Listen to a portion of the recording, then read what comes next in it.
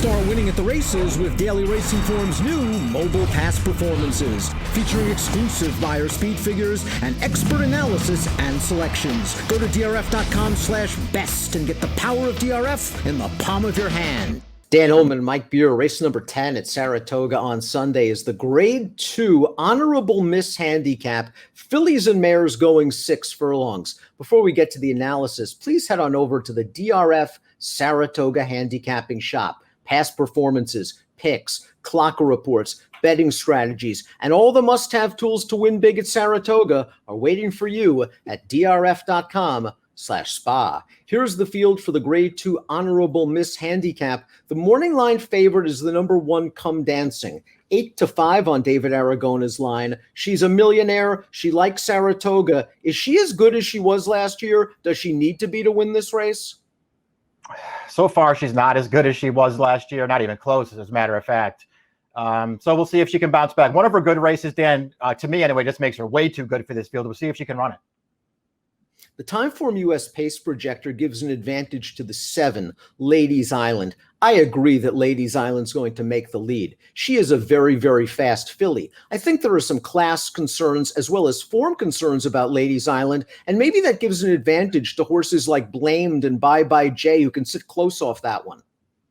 Yeah, I think she will make the lead too. We'll just see how easy she gets away, Dan. When I looked at the race, the more I looked at it anyway, just, you know, the 1 and the 2, the 2 horses who are the favorites on the morning line, neither one of them is a slow horse. I can't imagine they're just going to let Ladies Island walk on the lead in here. We'll start with Come Dancing, who just showed so much talent as one of the better filly and mare sprinters of 2019. And you're right, she hasn't come back to form this year. The Apple Blossom was just a curious spot in the first race off the layoff. She's not a 2-turn horse against that sort of competition. I guess she ran okay in the Vagrancy, and last time out she was just in too tough. So you can make excuses. This is a nice drop in class for her. Yeah, there are some excuses to be made if you feel like making excuses for her, because you're right. The Apple Blossom, she wasn't going to win anyway. I don't know what the excuse could be in the Vagrancy, actually. That race was run in a driving rainstorm, but she likes a wet track. She had a good enough trip in there. I don't know. To me, she just didn't run well at all that day. I'll give her a pass, I guess, for the Ballerina. She just might not be the kind of horse who wants to get outrun by a really fast pace, and that's what happened that day.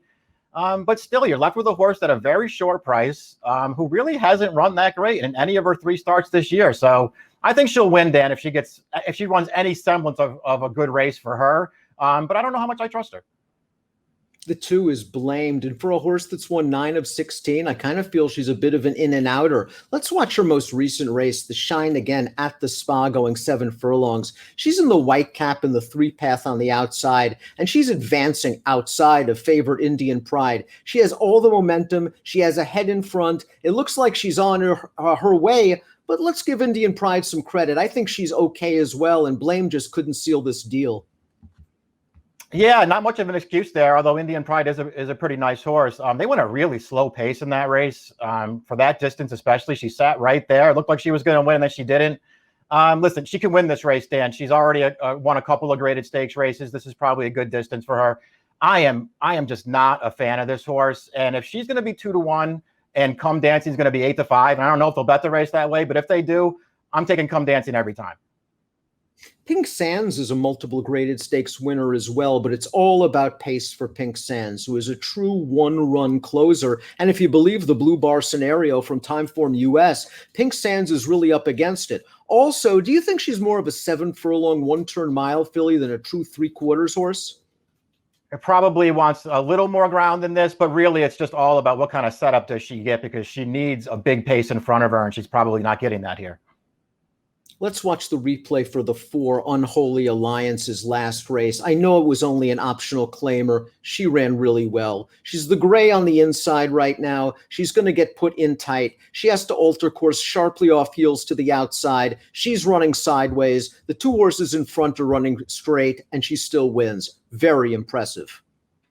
This is clearly the best race she's ever run. A really fast finish there at the end to get up after the trouble that she had. So we'll see, Dan. So far, she hasn't really looked like a graded stakes horse. Certainly the race 2 back in the Hurricane Birdie, she did not run well at all when they moved her up in class, but she did feel like she took a step forward last time. I wonder if she can keep it going. Bye Bye Jay, the number 5, is yet another example that Steve Asmussen knows how to place his horses when he doesn't feel like they're truly top class. He'll travel around Oaklawn, Prairie Meadows, Pimlico, wherever the money is there for a listed stakes, you'll find a good Asmussen-trained horse. And here's what Bye Bye Jay did last time out in Iowa, in the Saylorville Stakes. She was 1-2, running for 50,000. She's second right now, and even though she's 2.5 lengths behind, she really never looks like she's going to lose, and she eats up the pace setter late. Yeah, a nice late run here to get up. Listen, she's made 3 starts for Asmussen. She's run really well in all of those starts, and she has good tactical speed. So there could be a good trip coming for her in this race. She's going to have to improve if the 2 inside horses show up with their best race, but maybe she can do it. She's only had a few starts for Asmussen. It appears the Pacific Gale, Mike, is slowly coming back into form. She hasn't won a race in almost 2 years, but there was a point in time early this year where I thought she was all done. She's now come back and was second last time out to Unholy Alliance, although after you watch that race, she probably should have won it, or at least the old Pacific Gale would have, considering the trouble the eventual winner had. Yeah, I mean, it's hard to take, if you're just taking a horse out of that July 31st race, it's hard to take this one. She had a perfect trip in there and couldn't hold on. And it's sort of been, the story of her life too. I mean, she's placed in several graded stakes races, but she just could never win one. The expected pace setter in this heat is the number 7 Ladies Island. Let's watch her most recent race down at Gulfstream Park. And she had an easy lead, I thought, Mike, at a very, very short price. And the fact that she wasn't able to seal it is a disappointing sign as she steps up and faces better competition. Yeah, this isn't a good performance at all. I mean, she did have a long shot sort of hounding her a little bit on the pace, but she never looked like she was going to hold on there. That was not a good race from her. Generally speaking, Dan, she shows up, though. I mean, there are very few instances in her career where she doesn't show up and run a pretty good race, and she's got very big early speed. So we'll see if she makes an easy lead in this spot. I suppose she could be tough.